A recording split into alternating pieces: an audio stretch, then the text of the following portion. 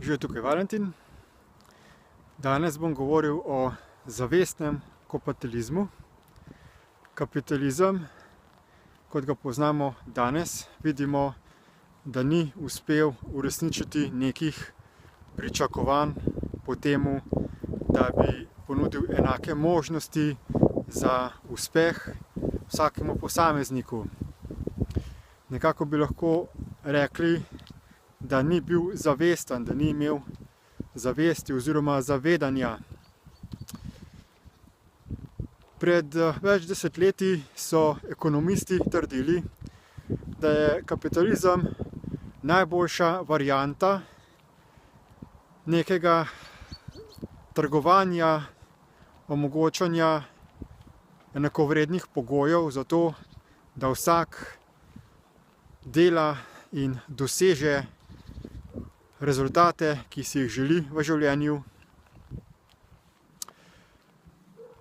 In rezultat kapitalističnega sistema je v tem, da so se potem podjetja vse bolj začela združevati v velike korporacije, ki so začele kotirati na borzah.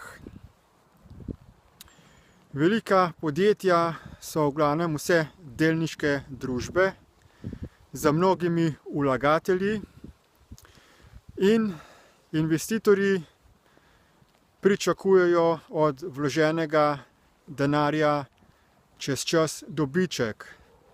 Torej podjetja morajo stalno gledati na to, da ustvarjajo čim večji dobiček, da potem lahko vlagateljem izplačujejo njihove dividende, torej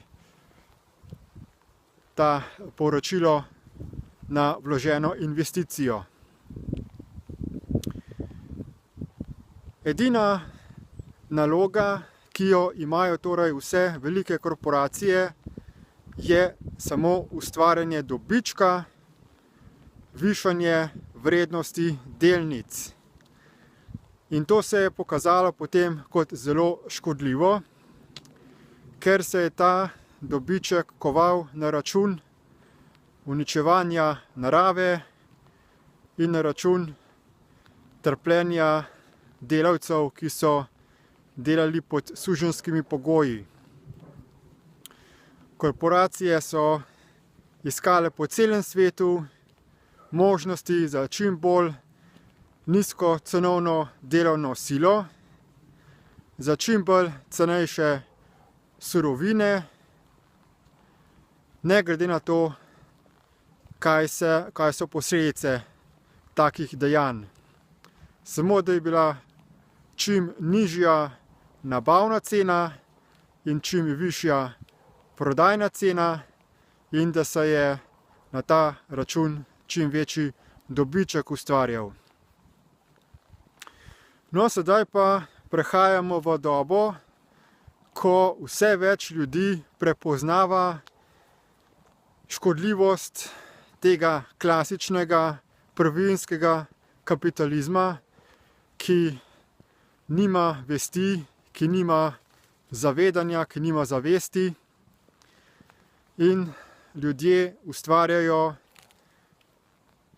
drugačna podjetja, ki se obnašajo bolj odgovorno, po trajnostnih principih, po ekoloških principih.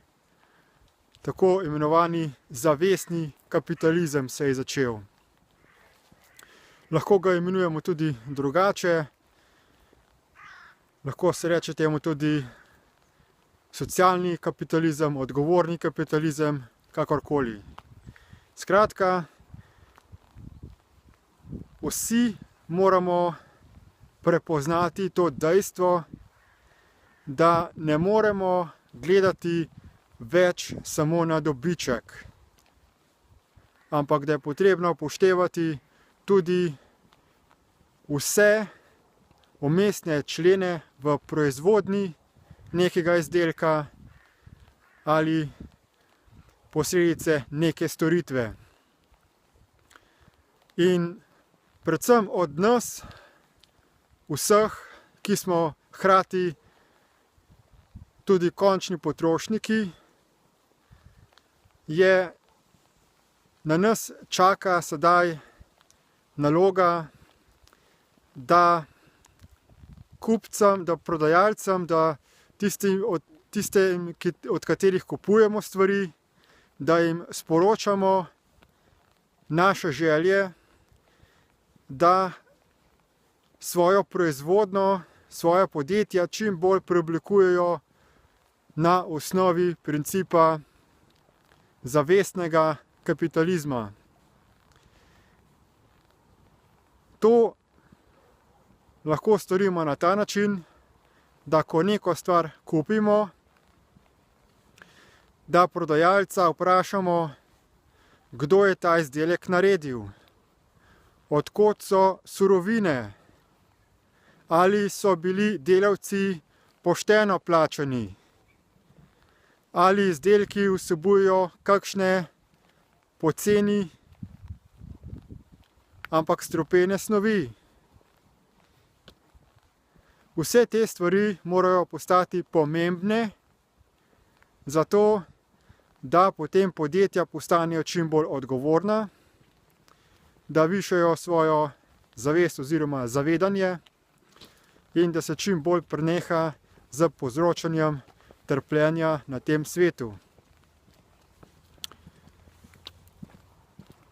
Priporočam torej vsakemu, da čim bolj po svoji moči pripomore k temu, da se vsa podjetja začnejo obnašati z upoštevanjem dolgoročnih interesov, trajnostnega bivanja na tem svetu, da upoštevajo interese vseh živih bitij, bodočih generacij, da razumejo, da smo vsi del enega sveta, zaprtega sistema in da moramo gledati na vse posledice naših dejanj, če hočemo biti na tem svetu še dolgo zadovoljni v izobilju in harmoniji.